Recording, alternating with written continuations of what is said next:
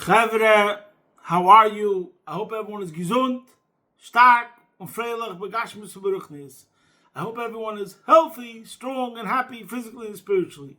Today is Erev Shabbos Kodesh, Parshas Terumah. We're in the month of Adar, Mishenichnas Adar, Marben Besimcha. This Tuesday is Emir Hashem Zayin Oder, the Yomei Lula and Yomei Ledes of Moshe Rabbeinu. And what is the connection between all these things? Before we start, as usual, we start with Tzedakah, Gdel, Tzedakah, Shemakareves, Sagula. Mashiach should come right now.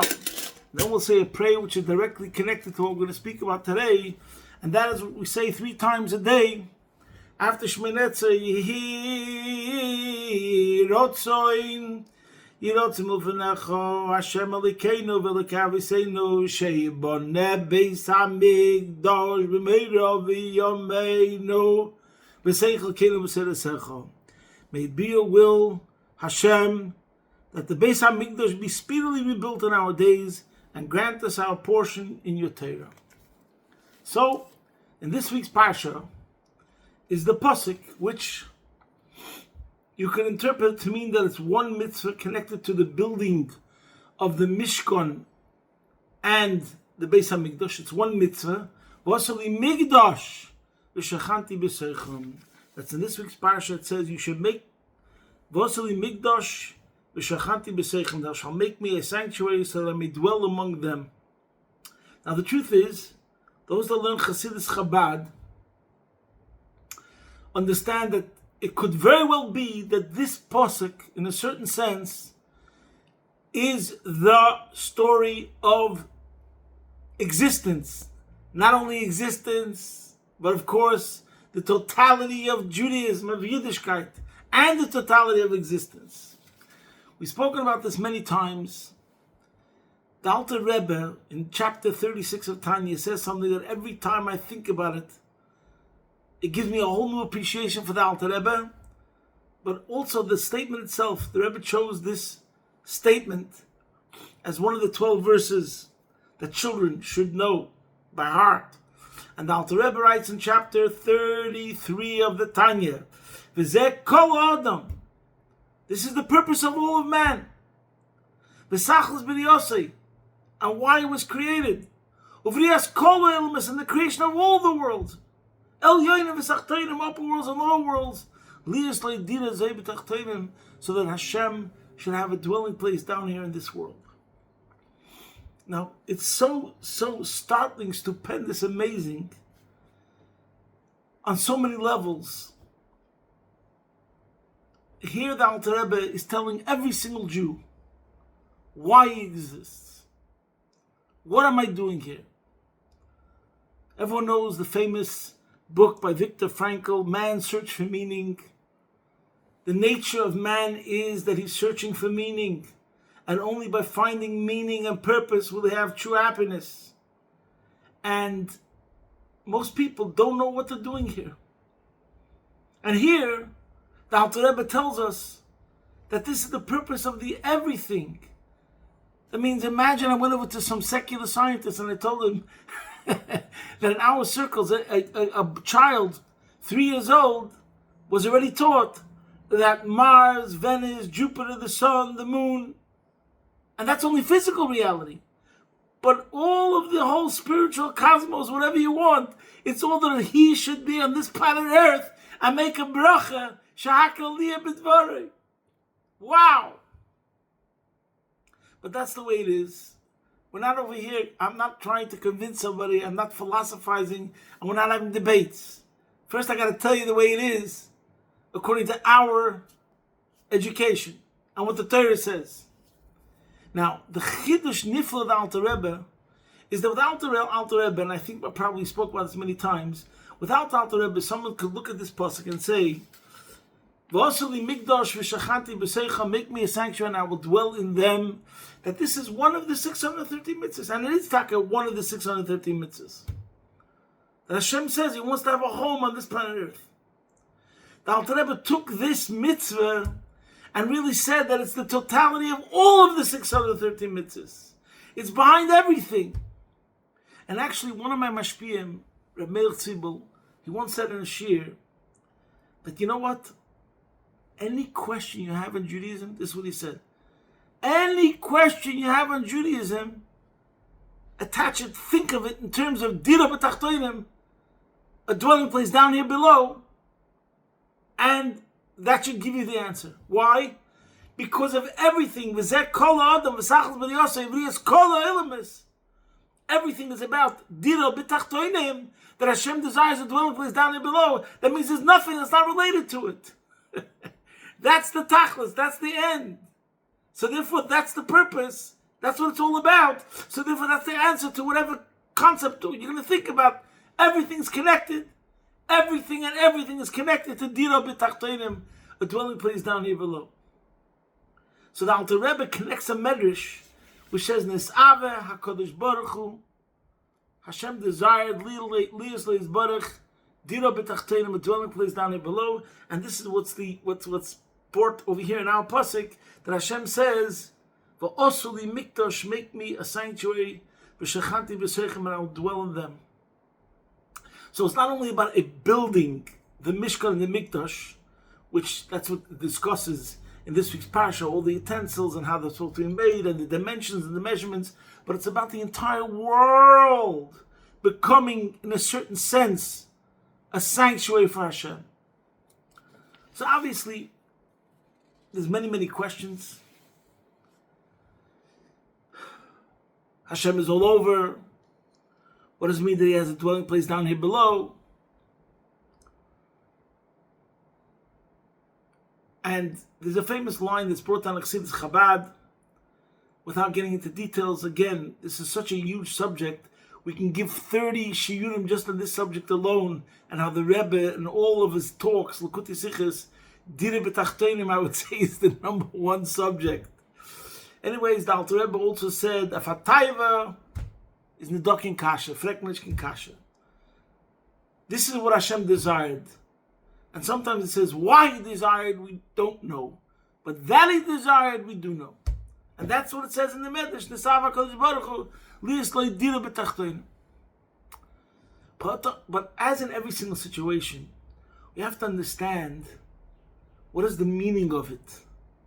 V'osu li mikdash v'shechanti b'seichem, in particular, in relation to the Parsha and the commentaries and the Jewish nation in general.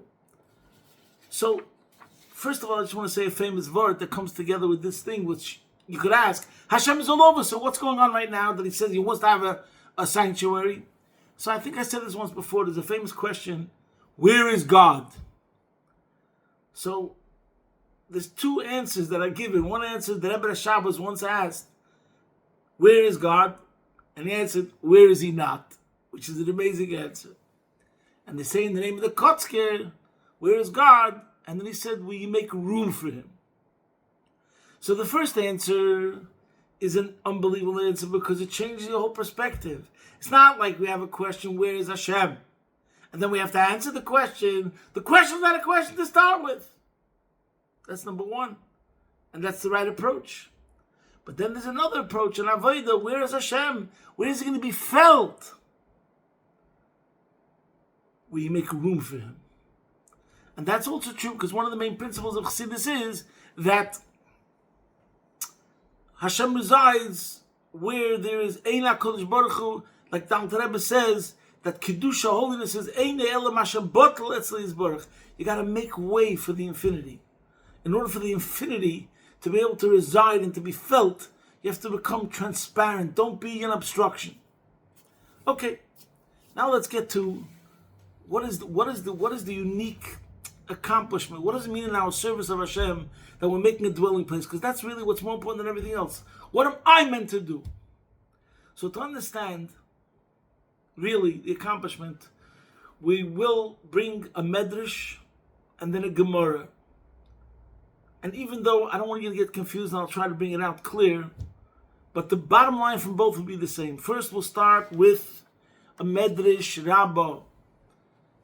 Chabad Lubavitch Chassidim know this very well because in the Maimorim of Yud Shvat, it's always discussed, and that is, there's a pasuk in Shir Hashirim Kapitel Hey, the first pasuk says, Bo silagani achisikala.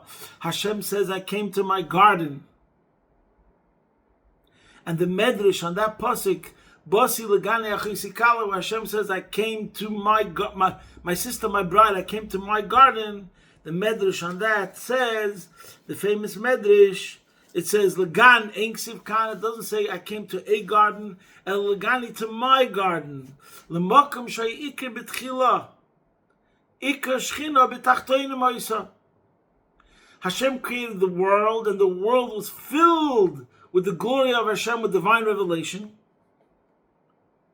But then the Medrash explains that there were 7 sins, starting from the Chet, Eitz Hadas, and then there were 7 tzaddikim that came corresponding to the 7 bad things that came, that caused the Shekhinah to depart from this world in a revealed way. And then Moshe Rabbeinu, the 7th, came and he brought down the Shekhinah. So in other words, according to the Medrash, when the Medrash says, Bo silagani, I came to my garden, to where I was previously, my garden, the Makom Shayika B'tchila, is referring to what day did it happen? According to the commentators, when does Hashem say Basi Lagani? On Rosh Chodesh Nisan, after the Mishkan was erected. And when he comes down into the Mishkan. And over here, Chassidus asked the question, but L'chaira, Matan Torah. Matan Torah was the greatest revelation of Vayira Davai L'Asili. You could say it's the greatest event in the history of mankind, and of course the greatest event in the history of Yiddishkeit. So by Matan Torah, which was Vav Sivin, God himself came down into the mountain, and then almost a year later, on Rosh Chodesh Nisan, was when Hashem came down, Ma'aseh Koinaneu, when Hashem came down into the Mishkan. But when did he say Basi Lagani? The Makom Shayika B'tchila, when is it really considered that he comes down? And he says, Basi Lagani, L'makom Shayik B'tchila. The husband tells the wife, Hashem tells Kas Yisrael, I'm back home. And he says that when we make V'asali Mikdash, V'shachanti B'soicham, when we make the Dira B'tachtoinim, we make the Dira B'tachtoinim, as we'll soon explain. Then Hashem says, I'm back to my home. So we have to understand what's the difference between Matan Torah, which, according to all the explanations of Chassidus, it was the most unbelievable accomplishment, which broke the barrier, the separation and division between heaven and earth, spiritual and physical. And the answer is, because Sof Kol Sof, Matan Torah was an act of Hashem. As Hashem says, V'aniya Maschil, there was a decree, and he says, I will begin, Vayera Davai al Har Sinai. So in other words, Matan Torah is more the idea of an act of God. Over here, what does it mean? V'yichli Terumah. Terumah is Milosh HaRama. It's how man elevates physical objects and makes a contribution to Hashem, and he offers it up to Hashem. So what's greater? Let's say, for example, we're talking about a king. What's going to be a bigger accomplishment? If a king decides that he wants to barge into someone's house and say, get out of my way, here I am, I'm the king. Or when you work and you prepare and you make your home the most beautiful home, and then you invite the king, and the king chooses to come to your home because you worked on yourself to prepare the home for the king. So here we get to a concept. The truth is, there's many concepts that we connected to this, but over here we come to the concept where in Chassidus we say Dira B'tachtoinim, but it's not only that the Eibishter desires a dwelling place down there below, he wants a Dira B'tachtoinim Mitzat Tachtoinim. It should come from within, from us. And I was once by a Simcha, and Rabbi Chaim Gutnick gave a speech, and he asked the question, what's the most holiest place for the Jewish nation? Most people will answer, the Kaisel HaMaravi. And then he asked, well, how come Kaislam Baravi, not Mount Sinai? So first of all, he said, because Mount Sinai, not necessarily do we know where Mount Sinai is, but then he said, because Mount Sinai represents Har Sinai, the way Hashem came down on the mountain. Vaniya Maschil. But the Kaislam Baravi represents the place where the Eden served Hashem. A greater accomplishment is not that the Eibishter could do anything. A greater accomplishment is when man elevates himself and works on himself and becomes worthy of Hashem residing over there. And this has to be brought out straight away. Everyone says the famous Ma'amad Azal, it doesn't say that Hashem will dwell in it. It's not about the building. It's not about the physical space necessarily, but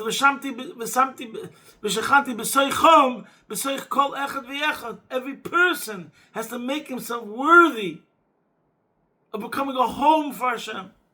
And the same thing in your private home. So that explains from that medrash of Shir Hashirim, Basi Legani Legnuni. And by the way, what does it mean Legnuni? What does the medrash say? Legnuni means I came to my garden to my bridal canopy. Now, some people explain that it means like in the garden, we have the section that only the bride and the groom go to, like the yichud room, so to speak. In other words, they reach a new level of intimacy from here on in. That means that the way Hashem filled the world, let's go back to the Medrash, before the Chet Eitz Hadas, it was that Hashem filled the world. Okay, again, it wasn't really an accomplishment because it wasn't that the world refined itself. When Hashem created the world, He filled the earth. But it didn't prove the idea that man in an environment when he has an evil inclination, when he's in the mundane reality of Melbourne, New York City, wherever it is, and he works on himself to elevate himself, to make himself one with Hashem from his natural habitat, from his natural environment, so to speak.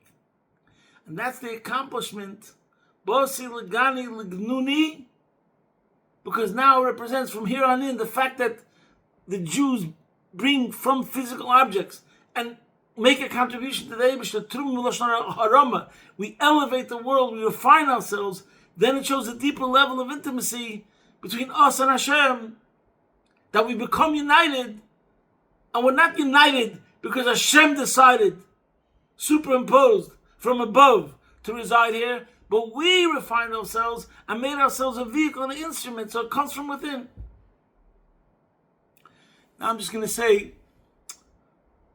another place where we see this idea, but in this idea, it's not that the Mishkan corrected, so to speak, was misaken, something which went back to 2,000 plus years before, from the time of Chet Eitz Hadas from Adamish until the story of the Mishkan, there was a certain level of separation where only the day the Mishkan was built does Hashem say, Bo Silagane, I'm back.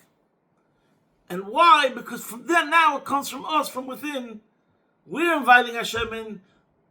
We are refining ourselves, working on ourselves, so that we should be a true vehicle for Hashem. Now there's another Gemara,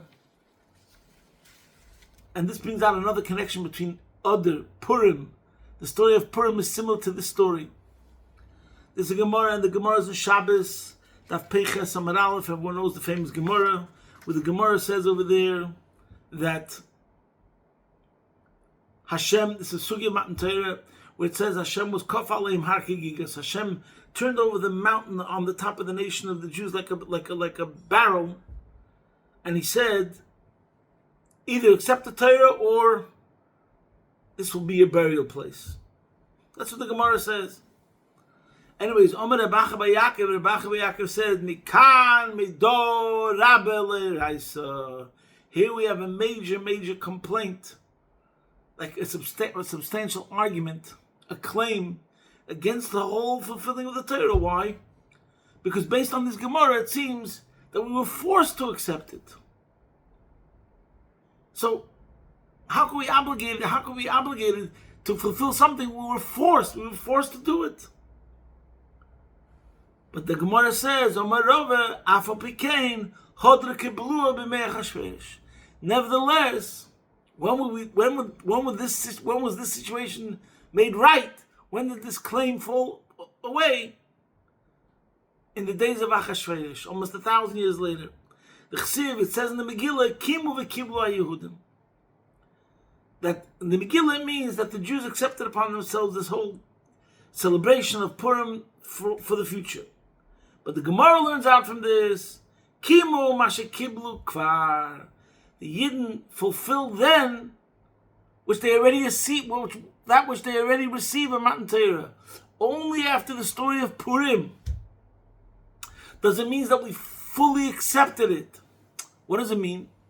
I'm not getting into the whole meaning of the Gemara over there. What does it mean that we were coerced? There's the way it is al pi pshat and the way it is al pi chassidus. I'll just say the way it is al pi chassidus. That it means, it's very different than the simple meaning of the Gemara, but it means that we were overwhelmed by the miracles. By Matan Torah, there's no way that we wouldn't accept the Torah. We were coerced because of the revelations. Imagine you have a chassan and kala, and the chassan gives the girl, they're going on a date, he gives her a diamond bracelet, a diamond necklace, a diamond watch, a diamond ring, and he's just showering her with gifts and gifts and gifts, and he makes her like a deal she can't refuse. It's so amazing. I'm just calling it that. There were so many miracles, the age of Yetzias Mitzrayim, the 10 Makkos, Kriyas Yamsuf. It wasn't possible not to accept the Torah. But according to Chassidus, the accomplishment of Purim was that it was not a miracle that was against nature. It was a Nes HaMelubash B'Teva. In other words, it was more natural with the rules of the world. And that's what it means, Kimu v'kiblu. What does it mean? What's real v'kiblu? When does Judaism really become part of you? Not when you accept it because of extraordinary circumstances, not because you accept it because there are miracles, but even in a natural situation where there's nothing compelling you positively, and still you accept it, so then it proves that it's real. In other words, let's go back to the similar word that we brought from the Medrash. When does Hashem say, Basi Legani, I'm really home? When it comes from the Yidden. It's an act of man. It comes from within. The same thing over here. Kimu v'kiblu. Similar contrast. Matan Torah was more like an act of God. God superimposed himself above us with the miracles. He showed us his hand that he could do anything. Unbelievable revelations. Purim, there were no revelations. It was all natural. And still, we really accepted it. And that's what really called kiblu. That's what it means. They really accepted it. Because it wasn't something that had to take something that was the opposite of nature. This means that it's real, that it's coming from within, from a normal Wednesday afternoon, in a normal situation, where we don't see divine revelations, and still we're one with Hashem. That means that we're really serving Hashem properly. So we see from both places this very, very fundamental point, that Avodas Hashem has to be from within. And this is really, really the lesson we have to take from Parshas Terumah, working on ourselves, that it comes from within. Like, for example, let's talk about a bracha from yeshiva. We say, when do you really know what it's at? Not when he's doing the right thing, when the faculty is looking at him, but what does he do in his free time? That shows what he really is all about. The same thing is about the Gemara that says a person in Yerushalayim should be for the Eibishter as it is for a Basar V'Dam. What does that mean? That means sometimes you have people behind closed doors that act one way, but in public they act another way. But really it should be the real person. It doesn't make a difference. He's not doing something externally. It's really him. And the connection to Moshe Rabbeinu is Zayin Oder. In the Medrash, I don't know if I mentioned before, when it says that Moshe Rabbeinu was the seventh tzaddik that came after the seven negative sins that happened, and it says he's the seventh, v'chol hashivin chavivin, and all the seventh are beloved. So he's the one that accomplishes the greatest thing. He actually makes it happen. Every other